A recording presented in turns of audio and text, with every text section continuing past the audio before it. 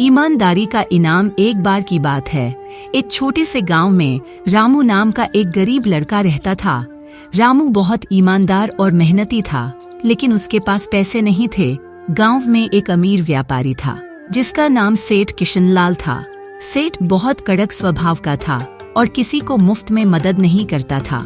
एक दिन रामू जंगल में लकड़ियां काटने गया। अचानक उसकी कुल्हाड़ी नदी में गिर गई। रामू परेशान हो गया क्योंकि कुल्हाड़ी ही उसकी रोजी रोटी का साधन थी। वह नदी के किनारे बैठकर रोने लगा।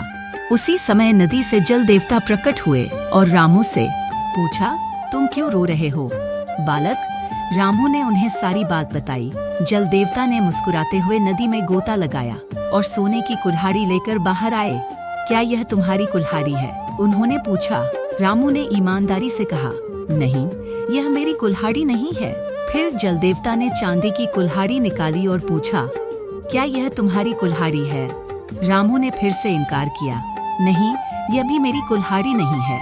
अंत में जल देवता ने लोहे की कुल्हाड़ी निकाली और पूछा, क्या यह तुम्हारी कुल्हाड़ी है? रामू खुशी से बोला, हाँ, यही मेरी कुल्हाड़ी है।